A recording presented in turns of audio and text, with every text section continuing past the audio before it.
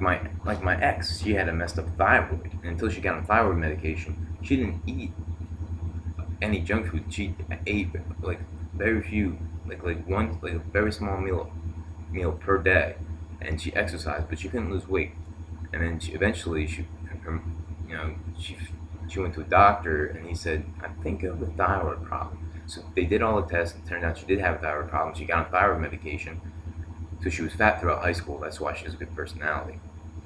And I was an outcast in high school. I wasn't one of the cool kids. I didn't go to parties. I didn't, you know, I wasn't a player. I didn't know how to talk to girls and all that crap. So I read a lot of books. So that's why I have a good personality, because I didn't coast by on good looks, and neither did Sarah. And we got good looks later, and we realized how artificial they are and how meaningless it is to be good looking.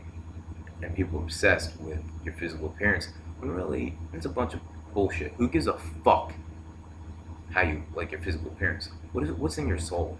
What type of personality do you have? What do you know? What are you passionate about? And, if you want a good relationship, you need to find someone that's passionate about something. That's why I like Sarah. She was passionate about art. She was passionate about her painting. She was passionate about politics. If she was a socialist, she was a socialist, but the things we agreed upon. And we agreed that the world should be a better place and needs to be a better place, and that people should be rise out of poverty, and that people from different areas of the political spectrum should get along better, and find out what they agree upon, and then fight for that, and not just be sheep. They need to think for themselves.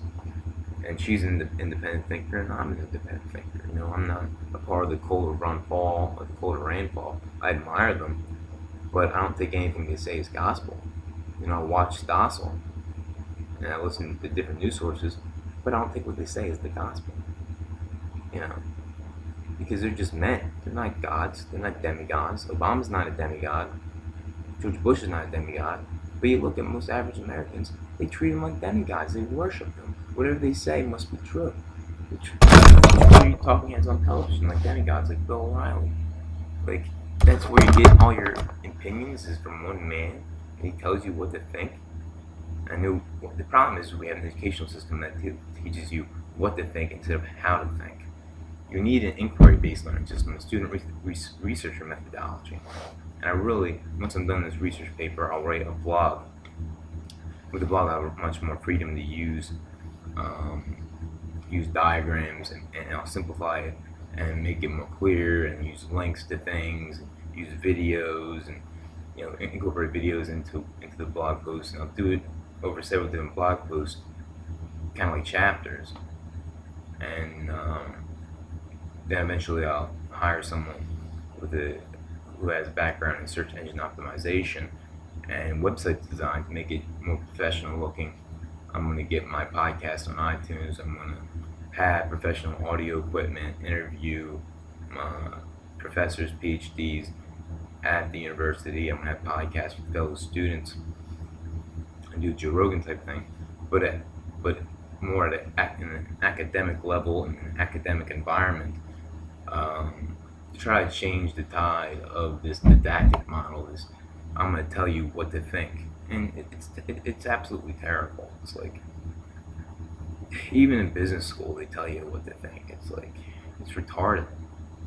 The only time you do any real research is in English class, and students learn to hate research papers because you get restricted on what you can write about, which is stupid. And students are easily inspired with the love of something. If you communicate passionately about, say, medicine, and then say that how chemistry and biology are the foundations of good medicine, discuss passionately penicillin, how it was developed, and how it saved millions of people's lives, and show pictures of people that died because they didn't, people that died before penicillin was developed, talk about how those people died because penicillin hadn't been developed yet, and talk about other miracles in medicine, and then talk about how science has been able to accomplish that in a passionate way. You have to deliver a good speech. You have to fully communicate the value of it. And those students will study chemistry, they'll study biology, with passion, because they'll actually want to learn about it. They'll be like, oh, that's why I should learn biology, that's why I learn chemistry. And you should always ask your students, is there anyone here that does not want to be studying this? Do you not is there, what's your major? I can explain to you how this could help you in the future. I will think about it, and if it's not valuable to you at all, then we'll get you into another class, the science class that will. Because, science you should be able to use this for the rest of your life. If not, if you just take this course and then all the knowledge just goes to the wayside, then all my time is wasted as a teacher. If I teach you all this chemistry and then you never use it again, if I teach you all this biology and you never use it again to understand like genetic engineering or new synthetic drugs or nutrition or like new polymers and like new materials used in computers and in cars and new medicines, if you don't, medicines that could save your life, to understand how cancer works, to understand how different illnesses work, if you don't use it to understand how to develop new products, develop new cell phones, develop cheaper clothing, if you don't use this, then it's completely useless. If you don't use it to at least understand the latest developments in chemistry and biology, these courses that we're going to teach you, then the time is wasted. And I don't want to waste your time, and I don't want to waste my time, because your time is valuable. So I don't want to sit here and make you take tests on things and make you recite things that you're never going to need or use. That's bullshit. So first thing you do, and of course, is you spend the first day explaining the value of everything, and you constantly go back and you explain, this is why this chapter is valuable, this is why you want to learn this, and this is why it's fascinating. And you need to teach with passion in your voice. You need to say, this is why this is the stuff that allowed for development of this invention, that allowed for development of this medication, that allowed for cheaper housing, that allowed us to build these houses that before we couldn't build. This is what allowed us to build aircraft. This is what This is how we develop these new medications. I already said that.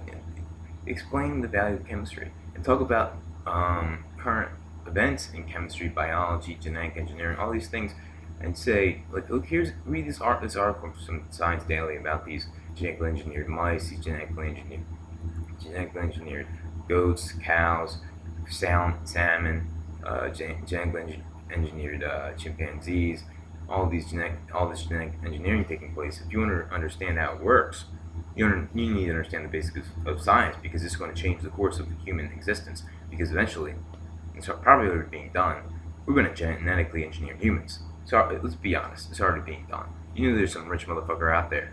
It's not hard to do to genetically engineer a single cell, and then place it into a womb of a mother, and then create that child at this point, at this stage of time. At least according to Dr. Anderson, he said, "Oh well, this genetic engineering, that's not that hard to do. I mean, with the lab equipment I have available, I could do that." Well, yeah. I mean, you're a molecular biologist. You work on building antibiotics. I'm sure you do have access to labs where, if you wanted to, you could find some. You could find an egg and then genetically engineer it such that it had certain traits. You could genetically engineer a Pepsi K human being. I'm sure there's scientists that have already done that. I'm sure there's scientists that said, there's a lot of eccentric scientists. I'm sure there's been a scientist or someone in the Pentagon who said this will make for great military technology, having super strong, super fast, super endurance athlete human beings that live longer, that are more durable, that can sustain greater injuries and still live. We need this for our future generation of soldiers. I'm sure there's been guys at the Pentagon, because they've done stupid shit. They'll try anything at the Pentagon. They had telepaths during World War II. I mean, the military in this country will literally, if there's a new technology that could potentially have some usage in military warfare, they're going to try it, because they want to develop it before the Russians do, because we still have very hostile relations with the Russians.